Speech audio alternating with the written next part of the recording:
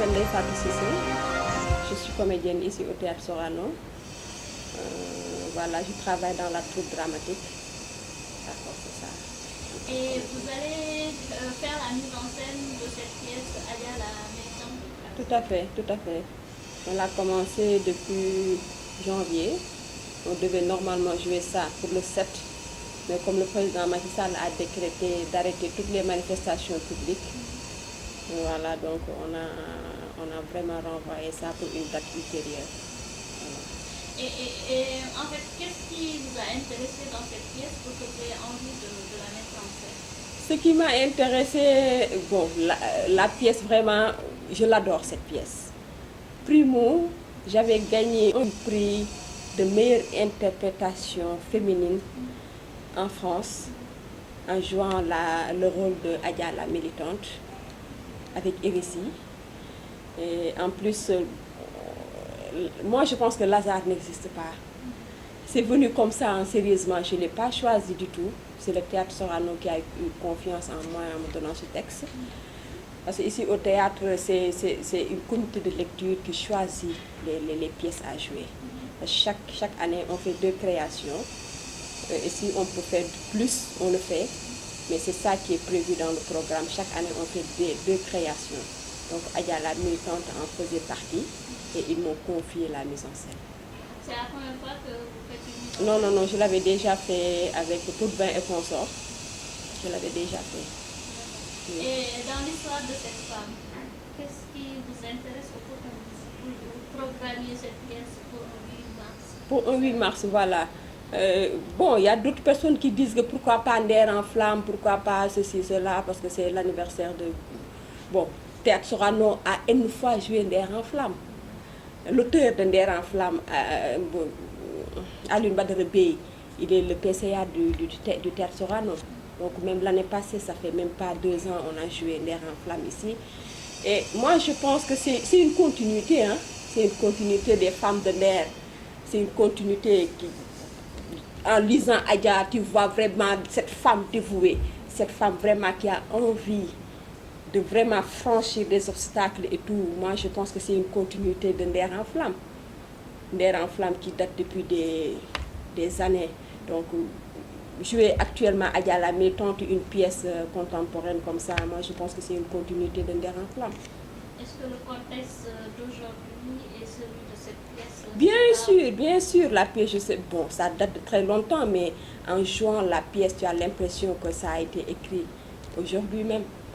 Et quel message donne cette pièce? Cette pièce, le message que donne cette pièce, on voit la femme dévouée, la femme qui a envie de vraiment franchir des obstacles, la femme vraiment déterminée, la femme dévouée, on voit dans Adia.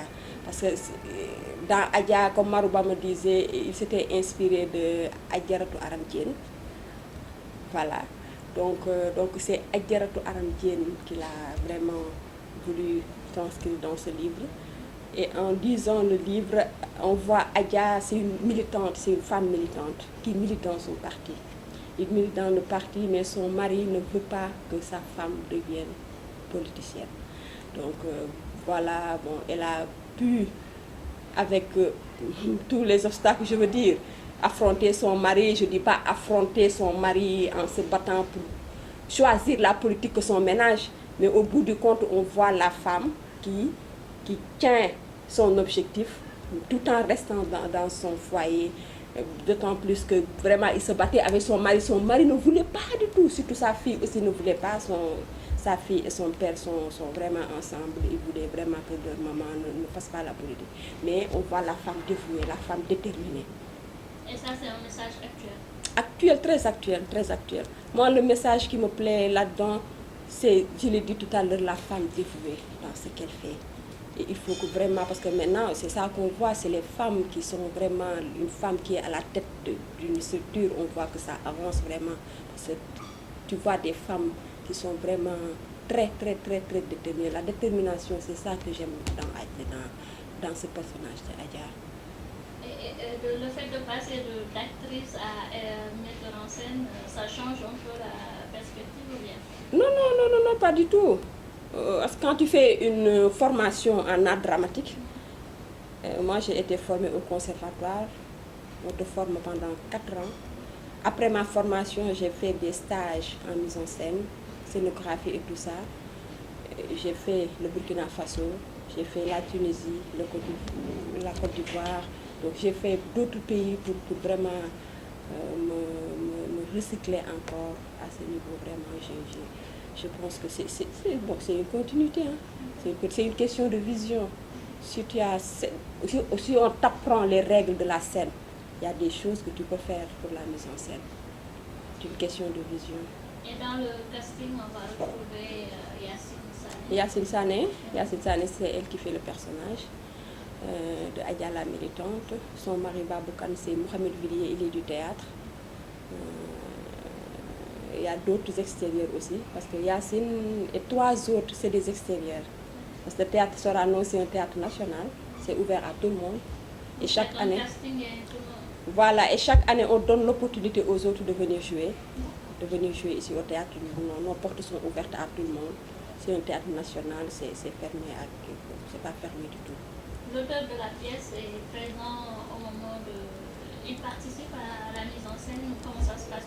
Non, pas à la mise en scène, mais le texte. Des fois, il donne des conseils pour son texte aussi, c'est son texte. Voilà. On n'a pas le droit, il faut vraiment respecter les auteurs aussi. On n'a pas le droit de faire n'importe quoi ou de travestir un peu son écrit. On n'a pas le droit de travestir son écrit. Et lui, vraiment, il est très disponible. Il est très, très disponible. Souvent, il vient nous voir. Mais vous avez peut-être une vision que vous avez envie de mettre dans la pièce? Une vision comme... un ressenti, quelque chose que vous avez envie qui vienne de vous et que vous mettez dans la pièce? Oui, ça se fait. Mais pas trop.